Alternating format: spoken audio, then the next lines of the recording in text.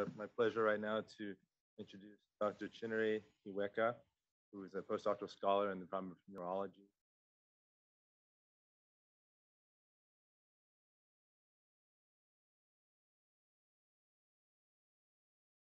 I think her talk holds the key to ODD. Talk is called mitochondrial function, synaptic dysdrusen, optic neuropathy.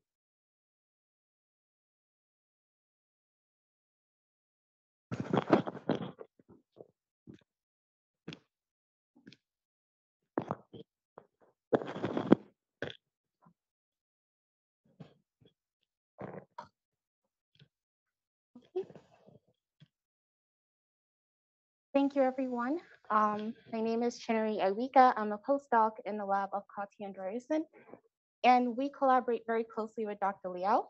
I'll say first off that I am not an ophthalmologist, or this is not my expertise at all. I am mostly interested in aging and stroke, but I found that there are similarities in terms of the mitochondria in stroke and some of these optic neuropathies. So first, I want to say that there is nothing I have financial to disclose.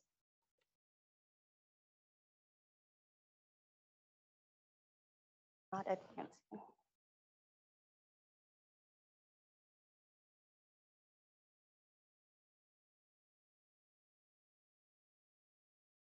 So I'll talk to you today about the mitochondria, and then we'll discuss mitochondrial function in stroke and optic neuropathies. I'm going to take you a little bit back to Bio 100. So we know that mitochondria is an energy metabolism hub where the TC cycle, fatty acid oxidation, and oxidative phosphorylation happen, generating most of this ATP used by cells. In fact, the mitochondrial is a very special organelle because it is a cell within a cell. If you remember the endosymbiote theory back in Bio 100, it is believed that the mitochondria is an ancestral prokaryote living symbiotically within a eukaryotic cell. And therefore, it has its own DNA, which is circular in nature, similar to prokaryotes, and possesses its own transcriptional and translational machineries required for the expression of mitochondrial genes. In addition to being the energy hub, the mitochondria also plays an important role as a site for calcium sequestration, essential for cell signaling in its capacity as a second messenger. And also the mitochondria plays a role in cell growth, survival, and apoptosis. So based on numerous studies, mitochondrial dysfunction at the cellular level can manifest at the organ and system levels, and has been shown to be associated with many neuropathies, including ischemic stroke, Alzheimer's disease, Parkinson's disease, ALS, and of course, we know of mitochondrial involvement in many optic neuropathies. All of these diseases have mitochondrial defects described within their mechanisms, which include altered calcium cycling, superoxide and ROS production, inhibition of the electron transport chain, impaired ER mitochondrial tethering, and altered fission and fusion dynamics.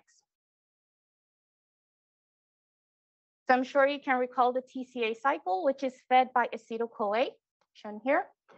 This is derived from glucose metabolized through glycolysis in the cytoplasm, where you generate pyruvate, which is then transported into the mitochondria and then is oxidized to acetyl-CoA. We also have fatty acids, which comes from diet. These are transported into the mitochondria and undergoes oxidation, which generates more acetyl-CoA that will feed into the TCA cycle. What is really important about these processes is that they will generate the necessary energy carriers, NADH and FADH2, that will feed into the electron transport chain that will generate that ATP that is necessary for cell survival. What you can also appreciate here are the many metabolites and enzymes that are required for these processes, and the loss of any one of them can contribute to disease. So ETC is the final metabolic step in the generation of ATP. It consists of 5 protein complexes, through which electrons are transferred, and with each transfer, protons from the mitochondrial matrix are extruded from the matrix into this inner membrane space. The NADH and FADH that are generated from the TCA cycle donate their electrons to complex 1 and 2, which then transfer their electrons to complex 3 through CoQ, and then complex 3 will transfer its electrons to complex 4 through cytochrome C. Cytochrome C, in conjunction with complex 4, will facilitate the reduction of oxygen into water, and that's how we make metabolic water. Cytochrome C is also really important because what is really important about it is that when you have folic acid deficiency, which is a generation of some of these energy carriers, you have, it has been shown to be associated with the optic neuropathy NION. Now, the accumulation of protons in the inner membrane space will generate enough force that when they come back down into the mitochondrial matrix through the ATP synthase, which is also known as complex 5, ATP synthase will phosphorylate ADP into ATP. And that's basically how we make all of our ATP. The loss of any one of these complexes, metabolites, energy carriers, or enzymes can also contribute to disease. So for instance, the Leber hereditary optic neuropathy LION is characterized by the preferential loss of retinal ganglion cells and is due to 3-point mutations in mitochondrial DNA that impair complex 1 activity, leading to significantly decreased respiratory rate and ATP synthesis. Another neuropathy, autosomal dominant optic atrophy, is associated with mutations in OPA1, which is an inner mitochondrial membrane protein that functions in mitochondrial fusion, an essential process for mitochondrial health.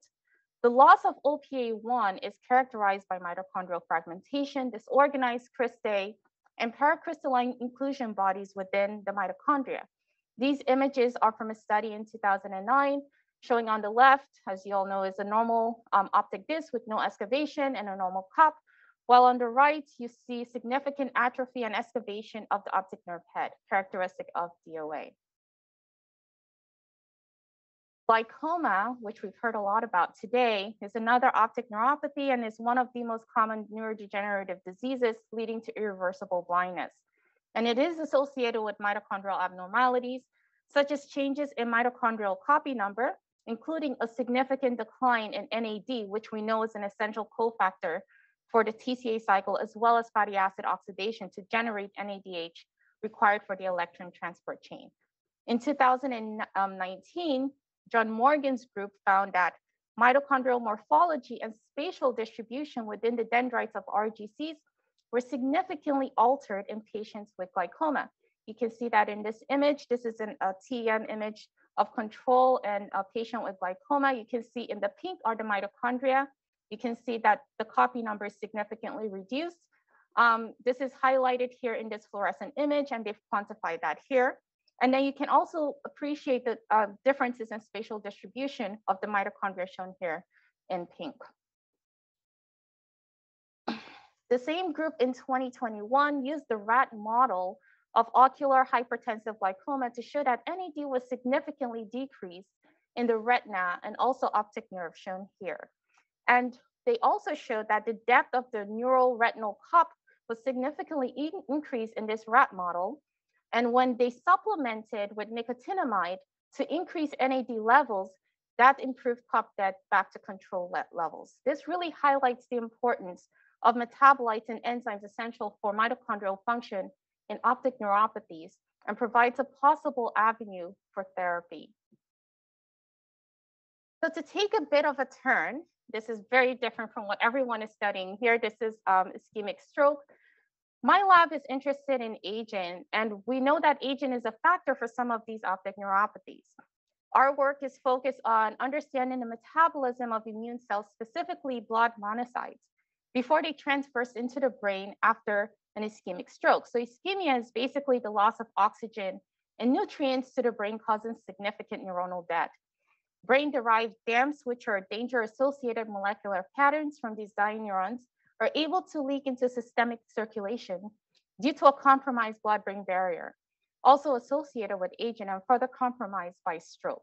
This activates the innate immune system, the blood monocytes, which in addition to neutrophils, will transverse into the brain and differentiate into macrophages. But instead of contributing to cell debris clearance and resolution, they initially exacerbate the injury, and we really want to understand why. So we investigated blood monocytes at different time points after stroke in young and aged mice. And we focused on their metabolism due to the fact that immune function is strongly dependent on its metabolism. So we metabolically stressed the cells by inhibiting ATP synthase, which is complex 5. We disrupted the inner mitochondrial membrane protein permeability and then inhibited complex 1 and 3. So what you can see here in the dark blue are the young sham, and dark red is the young stroke, and light red is the age stroke, and light blue is the age sham. So what you can appreciate here is that at 4.5 hours after inducing stroke, there are no differences in the aged and in the young, in the blood monocytes of the young in terms of oxygen consumption rates. However, in the age, you can see a significant increase in the rates of oxygen consumption. This really highlights that age is a factor when it comes to looking at this type of disease. At 24 hours after stroke, you can see now that the blood monocytes from the young are now responding. They have depleted their energy stores, and so their oxygen consumption rates are significantly low.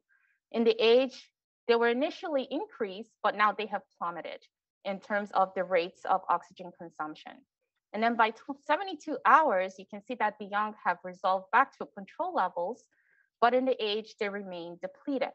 So this really highlights the importance of age as a factor in this disease. Here I'm showing the breakdown of some of our results. So you can see at 4.5 hours after stroke, looking at basal respiration, maximal respiration, and ATP production, you can see that there are no differences in the young. However, in the age, you can see that there's a significant increase in basal respiration, maximal respiration, and ATP production, indicating that their initial response to this injury is to just go out there and just wreak havoc. By 24 hours, they're severely depleted in the aged and also in the young. And then by 72 hours,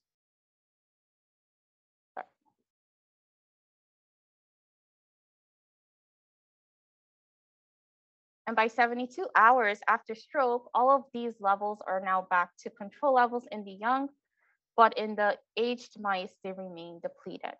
So these results really highlight the importance of age in neuropathies and also the impact of oxygen, the loss of oxygen on mitochondrial function, and therefore can inform on another ischemic neuropathy, NION. So like stroke, non-arteritic ischemic optic neuropathy, the second most common optic neuropathy after glaucoma, is caused by the loss of oxygen and nutrients through the ciliary arteries that supply blood to the optic nerve head. This leads to axonal edema, causing Wallerian degeneration that leads to vision loss. This study in 2017 treated NION patients with bone marrow-derived stem cells and observed significant vision improvements in their patients, which they attributed to various proteins and hormones, including the transfer of healthy mitochondria. In fact, in 2008, a study by John Fingert identified a rare mitochondrial mutation variant, the G4132A, in a pedigree with familial NION. This shows that investigating the mitochondria in these patients may provide some ideas to better understand the mechanisms and of a more targeted approach for better therapies. In Dr. Leao's lab, we're now beginning to look at mitochondria in NION patients. So as a proof of concept experiment, we looked at fibroblasts developed from skin biopsies from patients and subjected the cells to stress and then measured superoxide production. Our results show a significant decrease in superoxide production compared to controls. This may be as a result of decreased mitochondrial copy number, and we'll be confirming this by looking at mitochondrial mass and electron microscopy. In these patients, we also assess oxygen consumption rates and observed a decrease in basal respiration, maximal respiration, and ATP production. And though it did not reach significance, there's a clear trend, and we're working to increase the number of patients that are investigated to really understand the mitochondrial contributions to NION. So now going back to mitochondrial function, we know that mitochondria act as calcium traps to sequester excess calcium from the cytoplasm. And excessively calcified mitochondria can develop crystals and become dysfunctional. Sal in 1981 showed significant leakage of mitochondria in the axons of the optic nerve head from ODD patients, which led to axonal degeneration. He proposed that abnormal axonal metabolism leads to the deposition of calcium crystals into the mitochondria of intact axons. However, these axons become disrupted and the mitochondria is extruded into the extracellular space, leading to more calcium deposits. This causes the formation of small calcified bodies that coalesce and lead to drusen. So here in this image, he shows needle-like electron-dense deposits typical of mitochondrial calcium within axons, which I've highlighted here in red.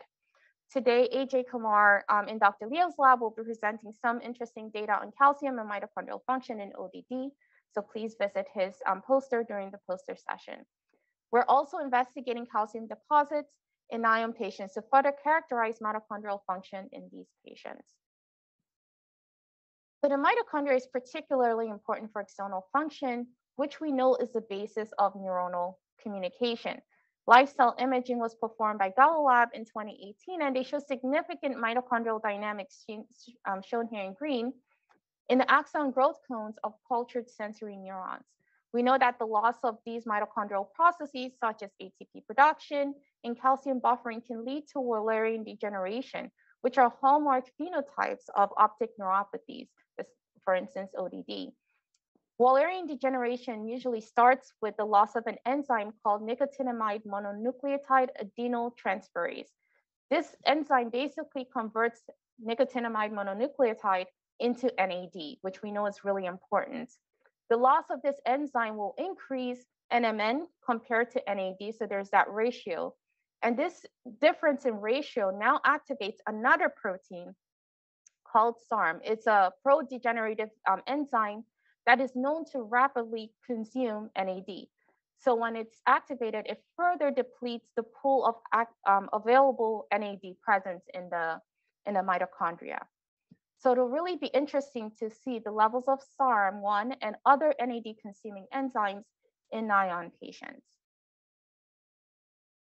And so in conclusion, mitochondrial dysfunction is implicated in the pathophysiology of many neurological diseases, including optic neuropathy such as LION, DOA, glaucoma, and ODD, and would really like to understand the mitochondrial contributions to NION. Preliminary studies that we've done shows decreased mitochondrial function in NION patients. Supplementation of energy cofactor NAD may be a tractable target for intervention. There's so many ways of doing this. There's the nicotinamide that I mentioned, and there are future studies will investigate mitochondrial calcification in NION patients. And with that, I'd like to thank my mentor, Katya Andreasen, and Dr. Liao for this wonderful opportunity, and to all the members of both labs. Thank you. Any questions?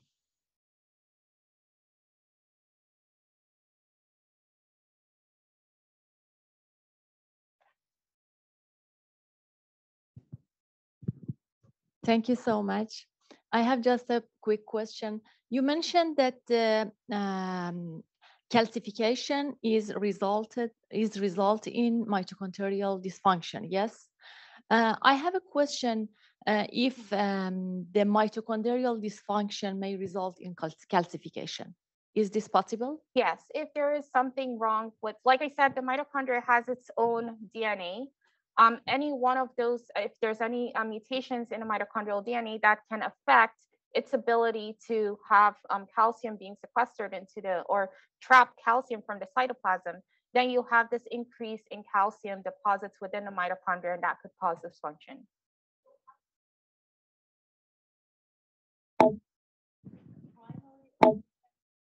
Yeah, that's a good question, and that's something that is being investigated. For instance, in Alzheimer's disease and even in stroke, we don't know that that's contributing, right, is the cause. We only know that that's a phenotype that we see after the fact. Nice work. So your the acute response to the stroke, it varies by the different chronic age of the animals, right? So are you implying that older the animal has a less mitochondria number, or is it responding differently, meaning that the same damage, but the mitochondrial response changes by some molecular difference in induced by the chronic age? A little bit confused which one comes first. Yeah, thank you. So that's a very good question. We do know, based on studies that we've done and in other labs, that mitochondria also ages as we age. So there's a definite age factor. And we're looking at blood monocytes. And one thing that is known about immune cells is that this concept of inflammaging. So as we age, our immune cells just are in this state of chronic inflammation. And so that requires a lot of energy. And so you're really using up the mitochondria a lot and really stressing them out. So age is a factor.